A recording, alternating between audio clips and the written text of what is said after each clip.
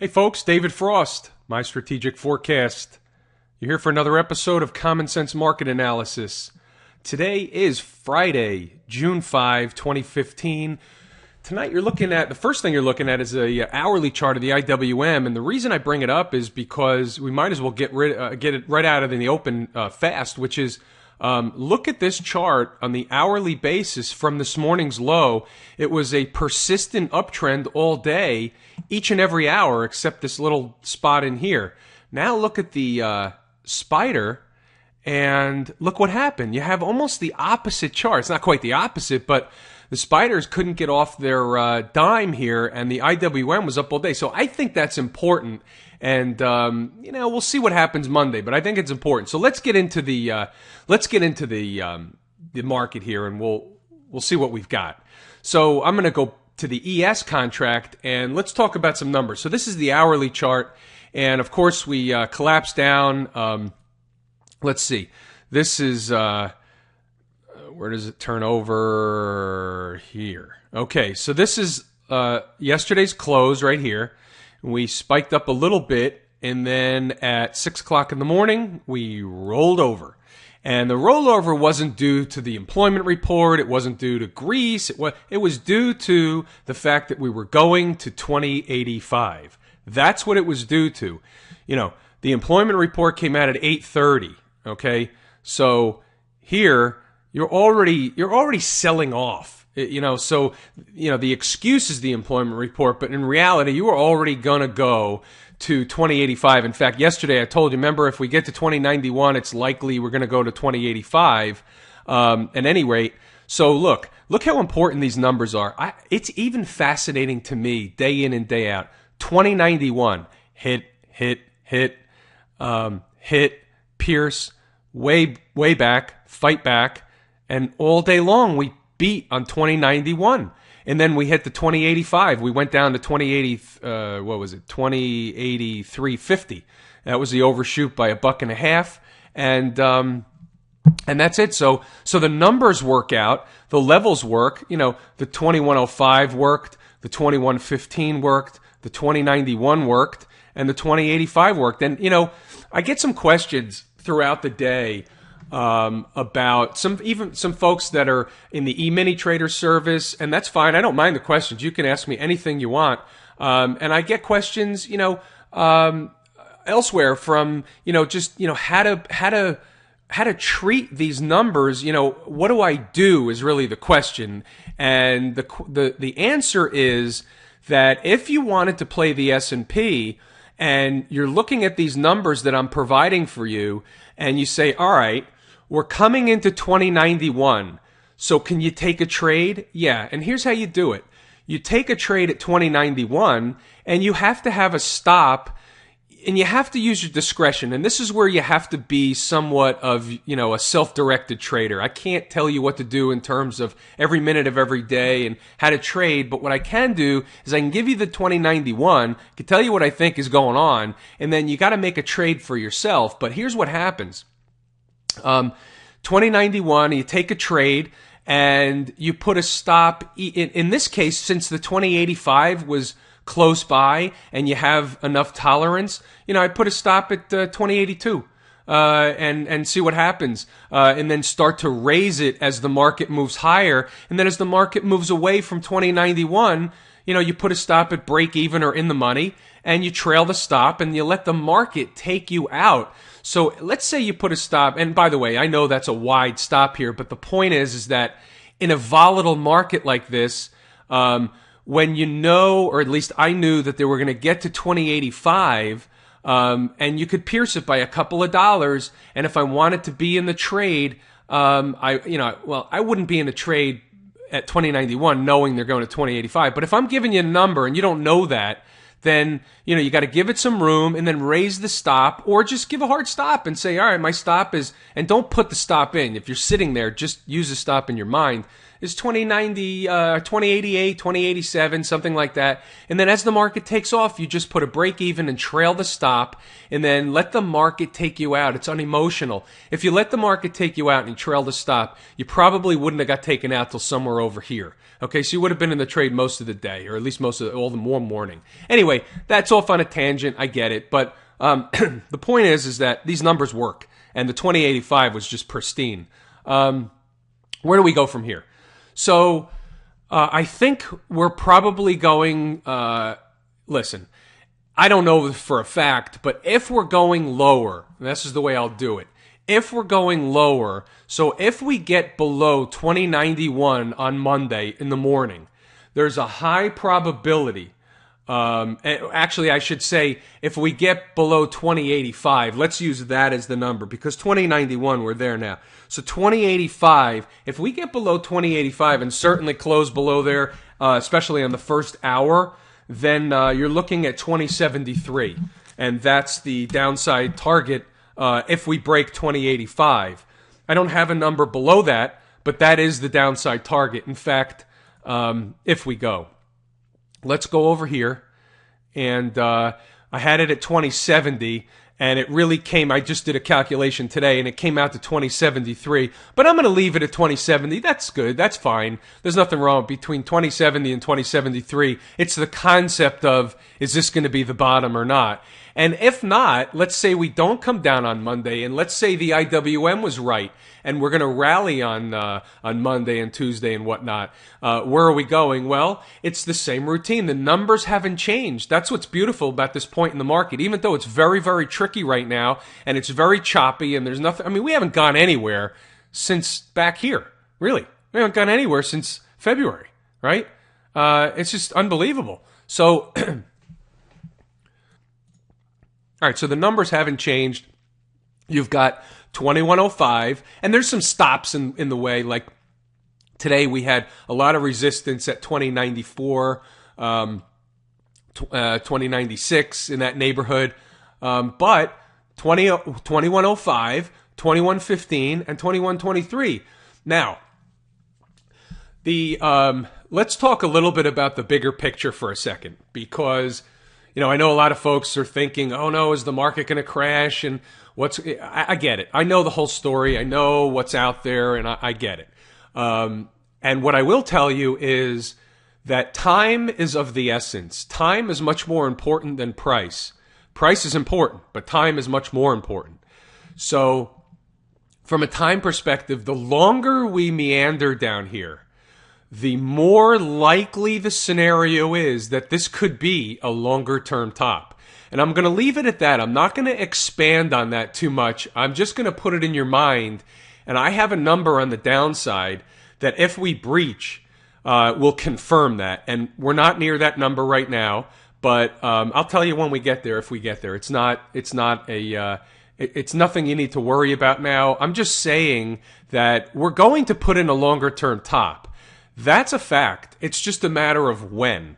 And I still believe that there's one more push to the upside, and we should see it starting relatively soon. And if we don't, that's what I'm saying.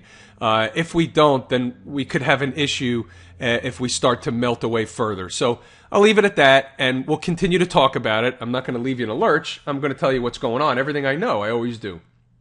Okay. That's a story in the S&P and a lot of ad hoc stuff. Sorry about that. Gold. So gold sold off today. And, just like I said, we failed up at the 20, I'm sorry, I'm thinking S&P. We failed at the 19, what was that number? 1204. We failed at the 1204.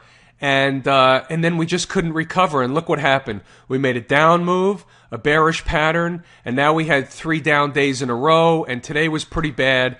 And we came down here, past these double bottoms. And remember I said if this doesn't hold, then we're going to come down to double bottoms. So we could come down to double bottom. In fact, this is down at 1145. Let me look at my notes here. Bear with me. Gold, 1145. Okay, so I have 1145 to 1146, which is the double bottom. as the next downside target if we should continue down. The market's weak. I don't have an indication one way or the other, but if the market's going to continue weak, I think there may be a buying opportunity at 1145, and here's the way we handle that. So now here's where we can say, all right, how do we make money on this deal? So the way we handle it is, let's say we did get down to 1145, Monday, Tuesday, I don't care when it is, whatever it is. We get down to 1145. What you're looking for is you're looking for it to hold. It could breach. There's no problem with it breaching. Go down to 1140, 1142, whatever the case is, but you've got to close the day above 1145. If you breach and close the day above 1145, we're going to start to get interested. If you have a reversal day on volume, close at the high of the day, down low in the morning, that type of day. If you have one of those days, then it's a hop on board type of scenario. So 1145 down here is going to be very, very important. And we're going to leave that be for the time being and see what happens on Monday if we can get there. Oil. So oil, interesting. You know, last night, what did I tell you? I told you I'm looking for this line. If we came down to this line today and it's straight shot, I thought it was a dead-on buy. And look what happened. We missed the line by 56.83, and the high here, 56.22, 50 cents, 60 cents.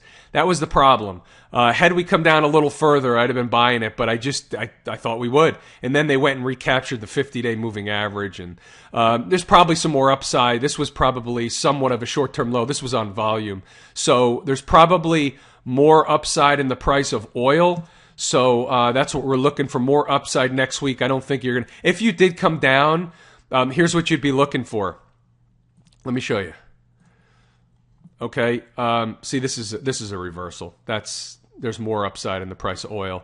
What you're looking for is if, in fact, the price came down somewhere to test or even pierce below the 50-period moving average, which is this blue line, you might want to think about a long oil play, because I think there's more upside in the price of oil. You could, I don't know, I haven't calculated it yet, but we'll see. Just, I'm a little upset that didn't come down to that line. Look at that. Oh, Molly.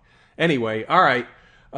So be it. I saw that earlier, and then I forgot about it until I just saw it again. I'd rather just as soon forget about it. Okay, bond market. Well, so the bottom line is do I think there's higher prices in oil? Yes. I think that there's higher prices in oil. I think this is a bullish pattern. So when you zoom out, okay, in fact, let's zoom out. When you go up like this, and then you start going sideways for 1, 2, 3, 4, 5, 6, 7 weeks, okay? Now, remember I said, once you get into that 5 to 10 window, we're in that window now. So what's your bogey? Your bogey is this bottom trend line here on the downside, and I think you have to take another run up at the top end of this channel, maybe even farther if you can build momentum. But this is a weekly chart. So remember, this doesn't all happen in 1 or 2 days. This is a weekly chart. But this is setting up to go higher. That's at least what I'm reading into it. So hopefully that's helpful on the price of crude oil. Bonds. The bond market. Interesting deal today.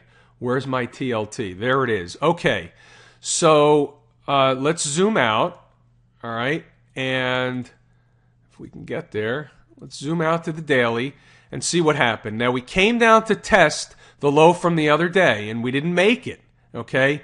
We didn't test this, which I thought we were going to early in the morning. It was pretty ugly. In fact, let's take a look at the actual bond market itself, bond futures. This is the 30-year Treasury, and,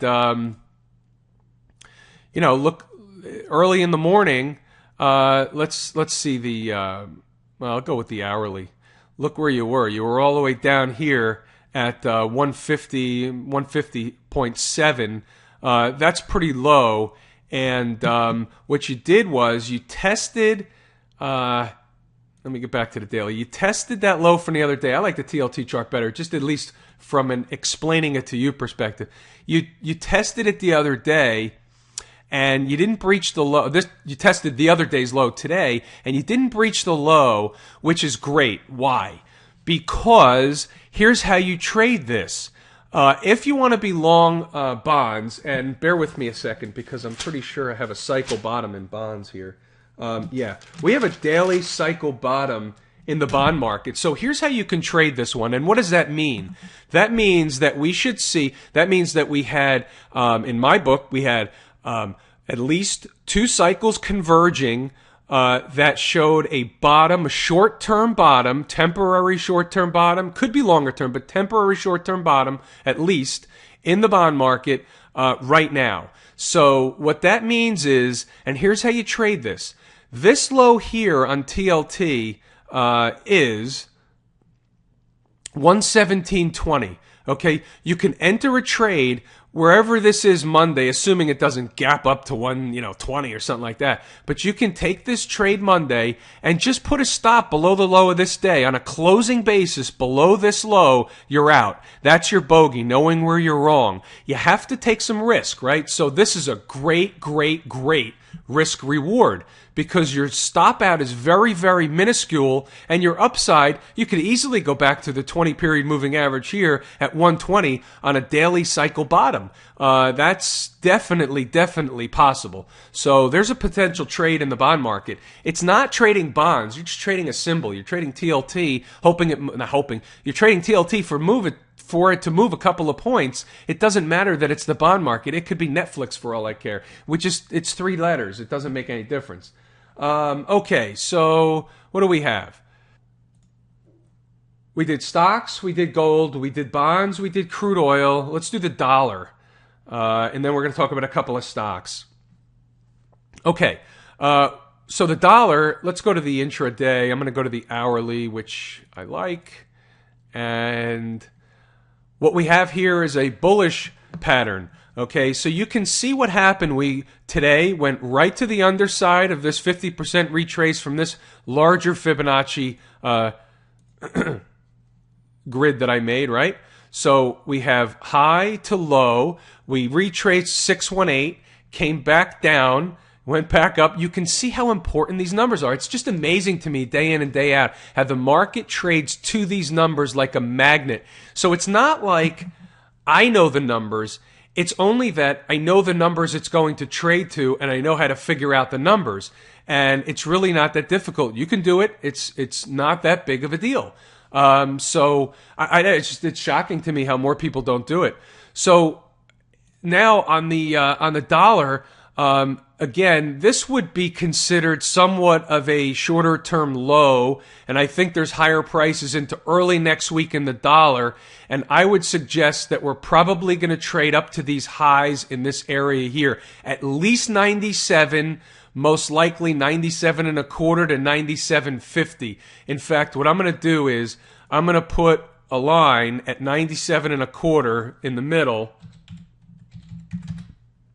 and we're going to watch it, and we're going to see what happens next week. But I think we're going to see those prices into next week somewhere before Wednesday. That's my, pardon me, that's a hiccup. That's somewhere prior to, on or prior to Wednesday. So that's my take. All right, let's go over a couple of stocks.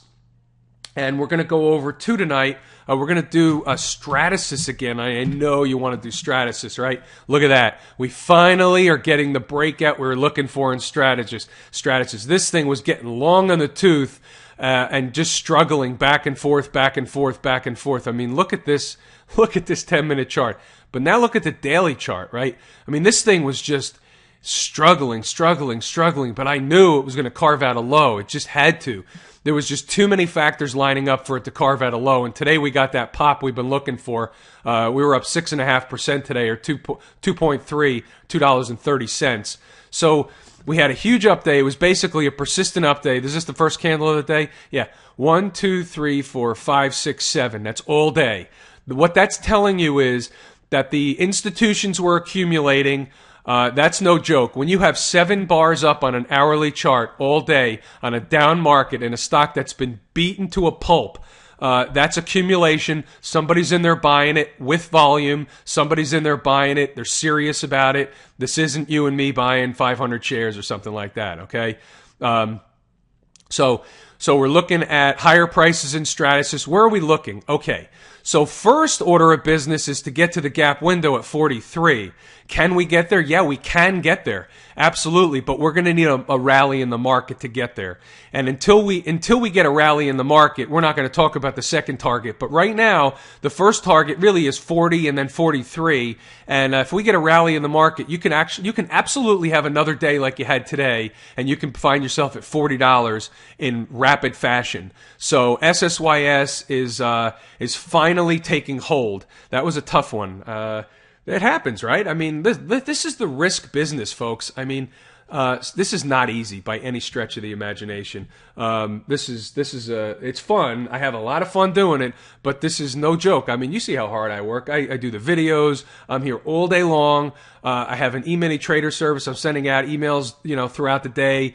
I've got another service, a gap trading service, mystrategicforecast.com/gaps if you haven't seen that yet. I do the videos on that. I do all the calculations. I analyze hundreds of charts every day, but I have fun, and that's the whole point. And if I'm not having fun doing it, I'm not going to do it.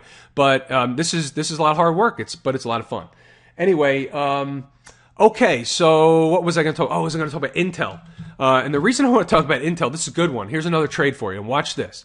Okay,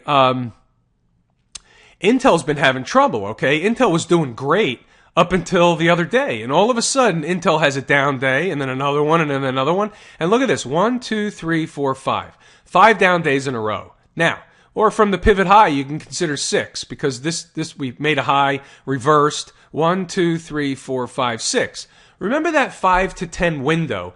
Now, here's where the stars start to line up. Now, you start to see, and this is teaching. I'm teaching what I know works for me. I'm not suggesting this is the end-all, be-all. I'm saying this is what I do. This is what I've been doing for years, and it works. So I'm going to show you the benefit of how I identify a trade setup sometimes, right? This setup is how I identified this is how I identified the Intel trade setup that I'm looking for next week. Even though we're in Intel, it could be a multi-day swing trade in addition to the stock that's in the portfolio, or even an intraday. Now watch this.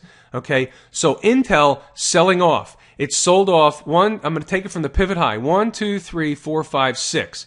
We have a 5 to 10 window. Now watch this. I'm going to draw a Fibonacci retracement. Okay, from the low, if I can get it in there. Okay. From the low, all right, to the high, and the low, I just want to get it exact because I want to give you this stuff. 29.31, okay? So let's just change this, 29.31. And the high was 34.75, and the high is 34.75. Guess what? Obviously, that's why I had this purple line in there. I did this before. 31.39 is a 618 retrace from pivot low to pivot high, okay? If you got there Monday, you're going to have 7 days counting the pivot high. 1, 2, 3, 4, 5, 6, 7. Okay, 7 days into a 618 retrace. That's a green light. Buy with both hands. Where's your stop out? Your stop out is below the 7.5 retrace. Figure you figure your stop out on a trade like this has got to be below 30.50, at least to start. But this is a trade that you can hold for a while. I'll probably take this for a couple of days, but this is a trade that you might be able, if you get a rally in the market, you would be able to hold this trade, because the chances are you're going to have one of those. Now, what am I going to say? Everybody knows what I'm going to say. A, B, C rallies. Okay, A, B pullback right into the 618, take off. That's what I'm looking for. So there's your Intel story. Okay, I'm going to leave it there tonight. I hope everybody has a great weekend, and hopefully this is helpful. I'm David Frost, mystrategicforecast.com, and we'll see you guys on Monday. Thanks, everybody.